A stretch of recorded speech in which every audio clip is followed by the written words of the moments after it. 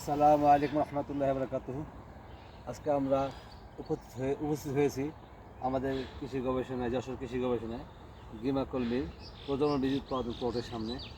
গত 10-15 বছরের ভিতরে আমাদের এত সুন্দর প্লট হয়নি। এবছর আমাদের মাশাআল্লাহ ছোট্ট প্লটের ভিতরে প্রচুর পরিমাণে বাড়ি গিমা কলমি একের প্রজনন বীজ উৎপাদন হয়েছে।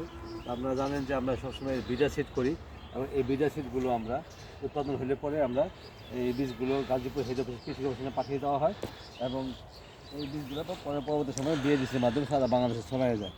দেখেন আপনারা এক একটা গাছে কী পরিমাণ বীজ উৎপন্ন হয়েছে।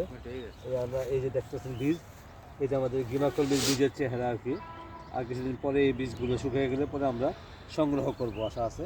এবং প্রতিটা গাছে এইভাবে মানে বীজ হয়েছে এবং সামনে আরও কিছু হবে, যেহেতু এখনও ফুল ধরা শেষ হয় নাই।